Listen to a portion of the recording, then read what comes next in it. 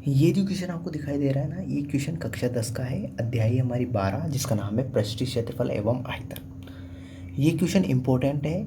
ऐसा question exam में आने की बहुत ज़्यादा संभावना है। अच्छा क्वेश्चन है तो आपको पूरा वीडियो देखना है और इसको अच्छे से समझना है, ठीक है। और फिर इस क्वेश्चन में जिसके बारे में बताया गया है उसके सारे फॉर्मूले भी अपन याद करेंगे, लिखेंगे, ठीक है। तो देखो, ये क्वेश्चन है कि घन का जो संपूर्ण पृष्ठीय क्षेत्रफल अपनों को दिया हुआ है 1014 वर्ग मीटर, तो घन का आयतन ज्ञात करना है अपनों को, ठीक है। सिंपल सा क्वेश्चन है। देखो आंसर करते हैं। अब बहुत सबको ये भी प्रॉब्लम होती है कि कौन सा सूत्र लगा है। तो देखो, सबसे पहले अपनों को दिया क्या गया है, घन का संपूर्ण पृष्ठीय क्षेत्रफल। तो देखो, घन का संपूर्ण पृष्ठीय क्षेत्रफल ये अपनों को दिया हुआ है कितना, 1014 वर्ग मीटर, ठीक है, मीटर में दिया हुआ है, ठीक है। अब देखो, घन का संपूर्ण पृष्ठीय क्षेत्रफल क्या होता है, तो ये होता है 6 गुना भुजा स्क्वायर, ठीक है। और इसका मान दे रखा, देखो घन के संपूर्ण पृष्ठ का क्षेत्रफल का सूत्र लिख दिया मैंने, ये होता है। और ये किसके बराबर दे रहा है, 1014 के बराबर। अब देखो, मुझे भुजा का मान निकालना है, तो सबसे पहले ये 6 गुणा में, तो कहाँ चले जाएंगे, मैं इसको बराबर की दूसरे साइड भेजूंगा तो भाग में चले जाएंगे। तो देखो, भुजा का स्क्वायर बराबर हो जाएगा अपना 1014 बटे में आ जाएगा 6। अब देखो, 6 से भाग दे रहा हूँ मैं, तो देखो 6 कम 6, अब 6 कम 6, ठीक है, कितने बचे 4, तो 41 हो गई है ना। आप ऐसे भी दे सकते हो, है ना, देखो ऐसे ऐसे भी कर सकते हो आप, कोई प्रॉब्लम नहीं है। देखो मैं करके बता देता हूँ। 6 कम 6, माइनस करेंगे तो 4, ऊपर से उतारा अपनों ने 1, 6 7 42 तो ज़्यादा हो जाएगा, तो 6 6 36, माइनस करेंगे तो इधर से उतारे 11, 11 में से 6 माइनस किए तो कितने बचे 5, 0, ऊपर से उतारा अपनों ने 4, 54, 6 नाम 9 बार, तो ये 0 0, ठीक है। तो कितना आ गया अपना 169।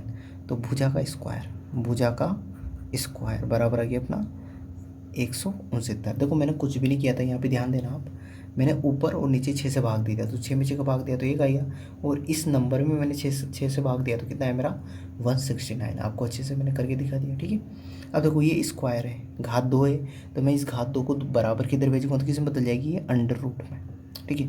तो भुजा बराबर आ जाएगा अपना 169, और इसमें अंडर रूट में बदल जाएगी, है ना।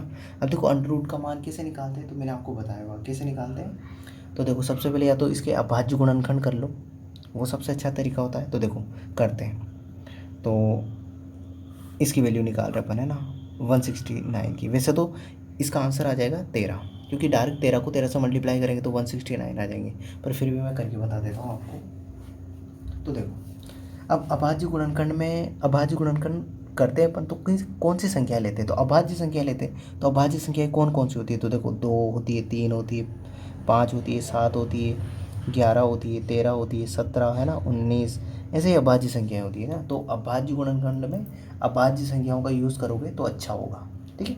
तो देखते हैं, ठीक है।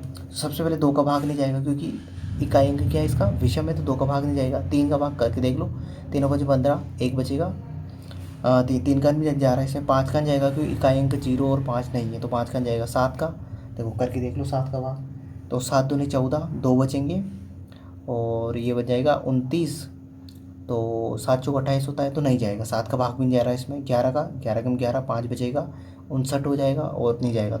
13 का मुझे पता है चला जाएगा, देखो 13 कम 13, और बचेंगे 3, देखो 16 में से 13 घटाए तो कितने बचे, 3, 13 कम 13, है ना, और 16 में से 3 घटाए 13 घटाए तो 3 बचे, तो इस 9 के आगे 3 आ गया, तो 39 बन गया, 13 या 39, ठीक है, वापस 13 एकम 13।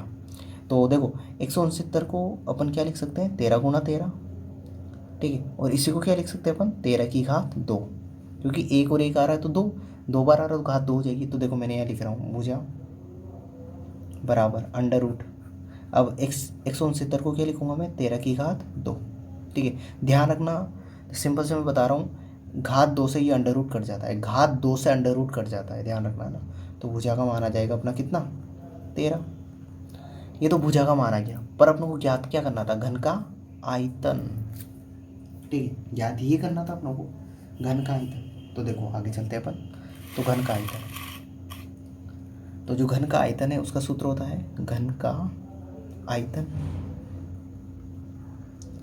घन का आयतन का सूत्र होता है अपना भुजा की घात 3।